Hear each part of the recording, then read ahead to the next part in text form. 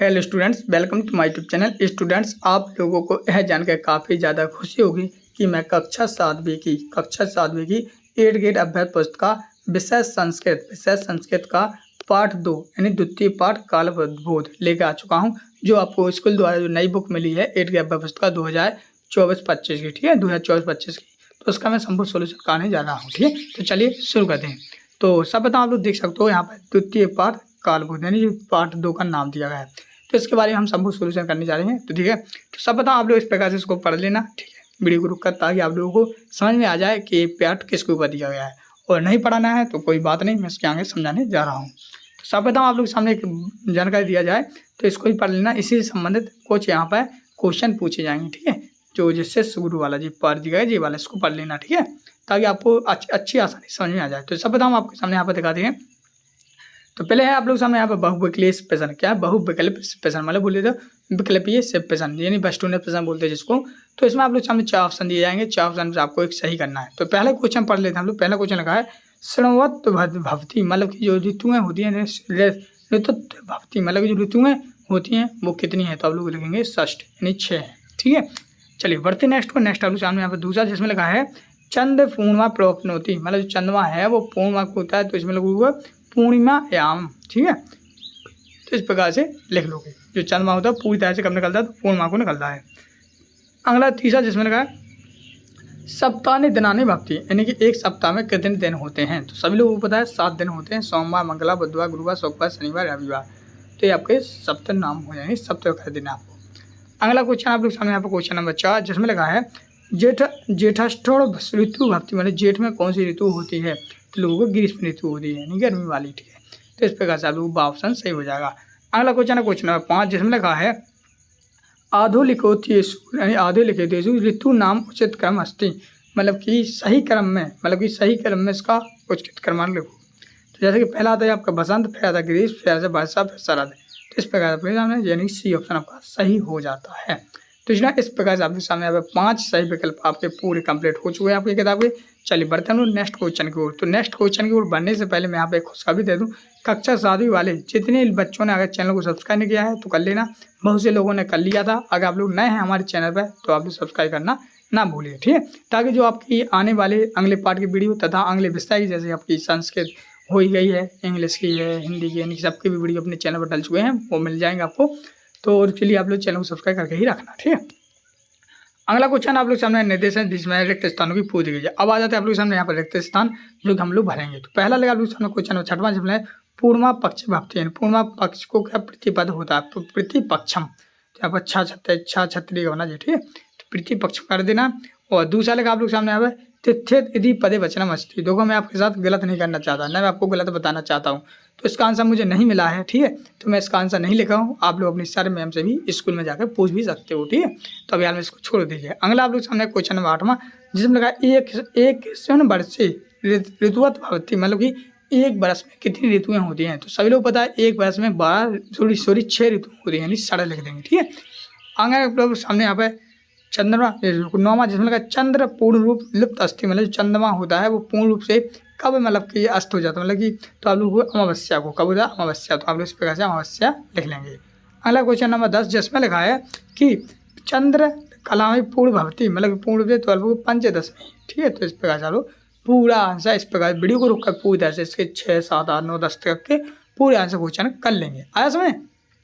चलिए बढ़ते लोग नेक्स्ट क्वेश्चन को। तो नेक्स्ट क्वेश्चन आप लोग सामने यहाँ पर निर्देश दिए गए हैं जो कि आप लोग सामने है एक पद में उत्तर लिखना आपको। क्या? एक पद में। जैसे पहला लगा क्वेश्चन नंबर 11 का गोलाकार विघटती, मतलब गोलाकार क्या है? तो सभी पता है गोलाकार क्या है? पृथ्वी है, तो पृथ्वी लिख देंगे। अगला क्वेश्चन आप लोग सामने क्वेश्चन नंबर 12 जिसमें लगा है सूर्य कस्य दिशि अस्थि, मतलब जो सूर्य है तो वो कौन सी दिशा से अस्त होता है? तो आप लोग पश्चिम दिशा से। ठीक है, अगला आप लोग सामने है 13वां जिसमें वर्ष से कति समय भक्ति, मतलब कि वर्ष में कितनी ऋतुएं हैं? तो देखो 6 ऋतुएं, नहीं 6 ऋतुएं। क्वेश्चन नंबर 12 में जिसमें लगा है पृथ्वी कुत्र परिभाषित, यानी पृथ्वी कुत्र परिभाषित, तो मतलब कि पृथ्वी अपने मतलब कि कैसे घूमती है? तो आप लोग तस अक्षी, मतलब कि अपने अक्ष पर घूमती है। अगला क्वेश्चन देखते हैं एक वाक्य में। अब अपन ने जो कहते एक मतलब कि पद में, मतलब कि एक पद में। अब एक वाक्य मतलब कि एक लाइन के। ठीक है, इनको हम करने वाले हैं। तो पहले क्वेश्चन देख लेते हैं, जिसमें लगा है प्रातः काल सूर्य कस्य दिशि भवति, मतलब जो सुबह से सूर्य है तो वो कौन सी दिशा से उगता है, तो आप लोग वो पूर्व दिशा से, ठीक है। तो यहाँ पर लिख दो पूर्व दिशा। इस प्रकार से आप लोग वीडियो को रोक कर लिखना है।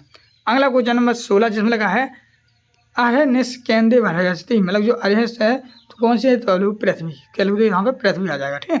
चलिए बढ़ते नेक्स्ट को। नेक्स्ट आप लोग सामने क्वेश्चन नंबर 17, जिसमें लगा है क्वेश्चन नंबर 17 में कि श्रवण पादप ऋतु भवती है, मतलब कि तो जो श्रवण पादप कौन सी ऋतु होती है, तो आप लोग हो गए श्रवण पादप वर्षा ऋतु भवती, कौन सी ऋतु होती है, तो सावन में आपकी वर्षा ऋतु होती है, सावन होती है सावन, ठीक है, तो अपनी वर्षा ऋतु हो जाएगा।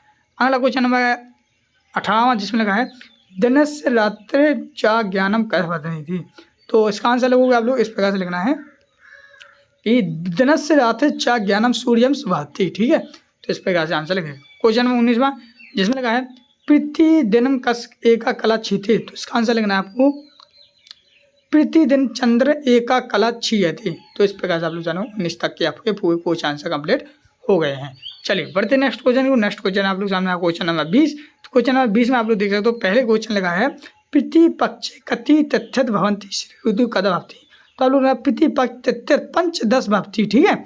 और जो शिशु ऋतु है, मतलब शिशिर में ठंड, शिशिर ऋतु माह फागुन अवगत भवती, मतलब माह फागुन में आती है। तो इस प्रकार से आप लोग सामने क्वेश्चन नंबर 20 का भी आंसर आप लोग वीडियो को रोक लिख लेना है। अगला क्वेश्चन है आप लोग सामने यहाँ पर द्विगुत्थी प्रश्न है, मतलब कि थोड़े बड़े हैं, तो जैसे पहले लिख लेते हैं हम लोग। पहला क्वेश्चन देखते हैं 2-10 मासा नवानी के लिए लिख, यानी कि 12 महीने हैं, तो इन पूरे महीनों के हमको नाम लिखना है, यानी कि ये 12 महीने होते हैं ना एक साल में, लेकिन 12 माह होते हैं, उन्हें 12 माहों के आपको नाम लिखना है। तो किस प्रकार से लिखेंगे, चलिए हम लोग यहाँ पर लिख देते हैं। तो पहला लिखोगे यहाँ पर चैत, दूसरा बैसाख, तीसरा जेठ, चौथा आषाढ़, पाँचवा सावन, और छठवां है भाद्रपद यानी भादों, सातवां है आश्विन, आठवां है कार्तिक, नौवां है मार्गशीर, और 10वां है पौष, और 11वां है माघ, और 12वां है फाल्गुन, ठीक है। तो इस प्रकार से आप लोग सामने यहाँ पे आपके 2-10 यानी 12 महीनों के नाम हो चुके हैं, जो कि आप लोग वीडियो को रोक कर लिख लेना है। अगला क्वेश्चन है क्वेश्चन नंबर 22, जिसमें लगा है 1-10 विषयंती संस्कृत संख्या लिखित, मतलब 1 से लेके 10 तक की, मतलब आपको एकादश मान होते 11 है, सॉरी एकादश मान होते 11 है, तो आपको 11 से लेके आपको कहाँ 20 तक की पूरी गिनती लिखनी है, वो भी संस्कृत भाषा में। तो चलिए इसको हम लिख लेंगे, ठीक। तो 11 को हम लोग लिखते हैं एकादश, 12 को लिखते हैं हम लोग द्वादश, 13 को लिखते हैं हम त्रयोदश, 14 को लिखते हैं चतुर्दश, 15 को लिखते हैं पंचदश, और 16 को लिखते हैं षोडश, 17 को लिखते हैं सप्तदश, 18 को लिखते हैं अष्टादश, और 19 को लिखते हैं एकोनविंशति, और 20 को लिखते हैं विंश। तो इस प्रकार से आप भी वीडियो को रोक पूरी तरह से कंप्लीट तरह से लिख लें, ठीक है। चलिए अगला क्वेश्चन देख लेते हैं। तो अगला क्वेश्चन आप लोग सामने यहाँ पे उसी का मतलब 22 का है खा ऑप्शन, जिसमें लिखा है क्रमानुसार ऋतु नामानी लिखत, मतलब कि क्रम के अनुसार आपको ऋतुएं लिखनी है। तो पहले आप लोग के सामने क्या है, ग्रीष्म ऋतु, ठीक है। चलिए हम यहाँ पर कर देते हैं। पहले आपकी है ग्रीष्म ऋतु, तो फिर ग्रीष्म ऋतु आती है वर्षा, फिर आती है शरद, फिर आती है बसंत, फिर आती है शिविर, फिर आती है हेमंत। तो मतलब कि इस प्रकार से आती है, पहले ऐसी आएगी आपकी ऋतु, फिर ऐसी हो जाएगी, ठीक है। तो इस प्रकार से आपकी पूरी ऋतुएं आती हैं, तो ये आप लोग इस प्रकार से पूरी ऋतुओं के नाम लिख सकते हो क्रमानुसार। चलिए अगला क्वेश्चन देख लेते, क्वेश्चन नंबर 11, सॉरी खा हो गया आपका। क्वेश्चन नंबर 23, तो क्वेश्चन नंबर 23 में पहला क्वेश्चन है, जो 23 का क्वेश्चन है पृथ्वी या परिभ्रमण की परिवर्तन भवती, मतलब कि जो पृथ्वी है जब अपन पृथ्वी भ्रमण करते हैं घूमती है, तो कौन कौन से परिवर्तन होते हैं वो लिखिए। तो आप लोग इस प्रकार से लिखेंगे, तो कैसा लिखना है आपको, 1 मिनट, तो आपको लिखना है ऐसे, पृथ्वी व अक्षय परिभ्रमणतक दिवस से रातों परिमर्ती 15 अंश दूरे स्थितो मेरिडियानु मध्य एक घटना अंतर निमित्त वसु प्रधान दिशा परिवर्तन भवती, ठीक है। तो इस प्रकार से आप लोग पूरा वीडियो को कर लिख सकते हो, तो आपका क्वेश्चन नंबर 23 का आंसर हो जाएगा। तो स्टूडेंट इस प्रकार से आप लोग सामने पार्ट 2 यानी पार्ट 2 8 के डब्बे फर्स्ट का संस्कृत वही कक्षा 7 का कंप्लीट होता है। अब नेक्स्ट जो वीडियो आएगी पार्ट 3 की आएगी संस्कृत की, ठीक है। इसी प्रकार से आपके पूरे पार्ट यानी 23 पार्ट है 22 पार्ट है वो पूरे कंप्लीट करा दिए जाएंगे। फिर अगला विषय आएगा, जैसे हिंदी हुआ, अंग्रेजी हुआ, और उनकी डाल भी दिए है मैंने, नहीं देखा तो वो कर लेना। जो विषय का नाम हुआ हो आप लोग कमेंट करते हैं, सारे इस विषय का भी ले आना, ठीक। तो हम उस विषय का वीडियो लाऊंगा। तो मिलते हैं नेक्स्ट वीडियो, तब तक ले जय हिंद, जय भारत।